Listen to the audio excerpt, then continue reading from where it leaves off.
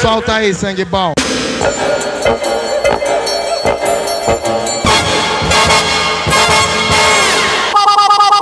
DJ, tá ficando maluco?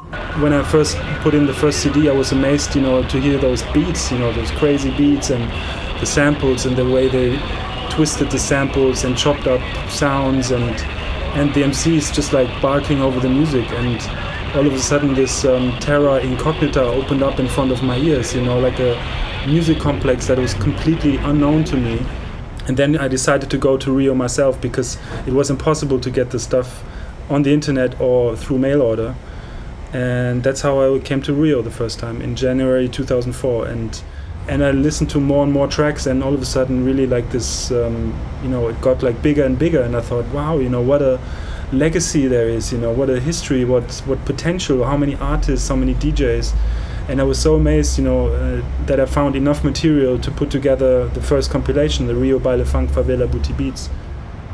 So then I went back to Berlin, put together the compilation. It came out in in summer 2004 on Essay, and at the beginning it wasn't selling really well, but all of a sudden at the end of 2004 it appeared like in many best of 2004 lists, like by some American journalists. And then you know, the MIA album came out in early 2005, and all of a sudden people were talking about Baile Funk. Diplo had released his Favela on Blast mix CD in the meantime, like between the release of my compilation and the MIA album, I think. Then the MIA Piracy Funds Terrorism mixtape came also out, so this like added up to a whole sort of wave of releases presenting funk to an international audience. And then all of a sudden my CD was really selling crazy, you know.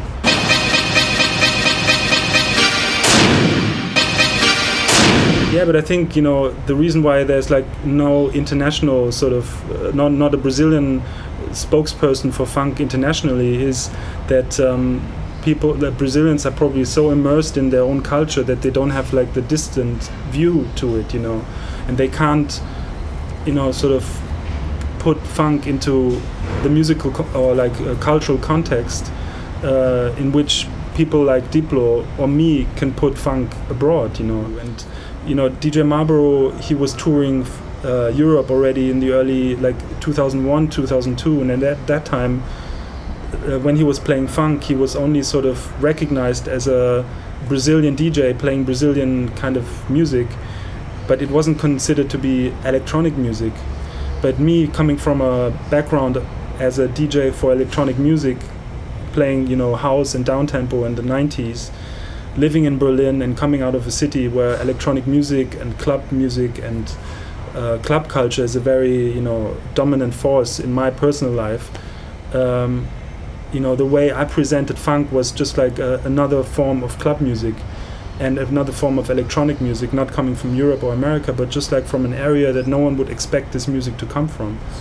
I mean, the social context, of course, is a very important thing in the emergence of funk, because, like, you know, the areas in which this music developed were like, I mean, it didn't start in the favelas. The funk party started in gymnasiums for people that couldn't afford to go to clubs in Rio.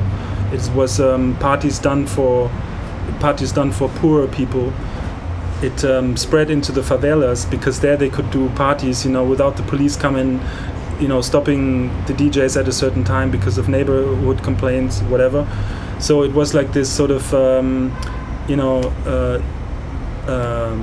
autonomous zone, you know, in which like this culture could blossom. But I think, you know, that's like a essential part of pop culture is made up of, you know, the ghetto narrative, you know, that people pretending that they come from a dangerous area, you know, where people carry guns, where there's lots of shootings, to sort of give them on a certain kind of authenticity, you know. And it's something that always sells. You know, I mean, like, it was the same thing with reggae. It was the same thing with hip hop, you know.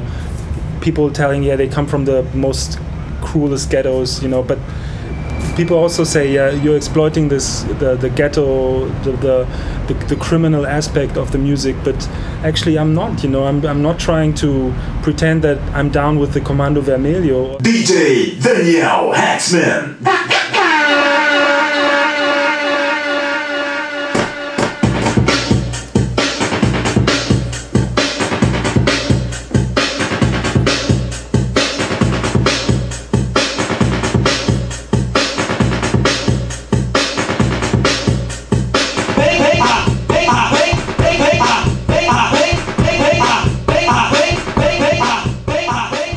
favelas are unpoliced areas where people can just do whatever they want, and play the music the loudest, can fuck around with samples, and sing the dirtiest lyrics, whatever, can do whatever they want, and out of this, something new emerges,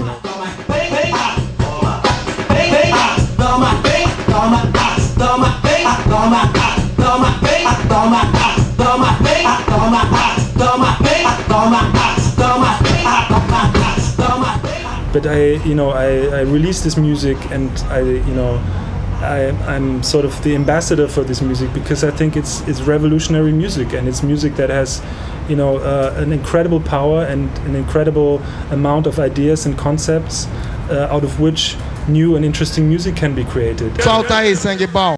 Vai, DJ, tá ficando maluco? Isso é funk ou é samba? Aí, choque! Manda o som!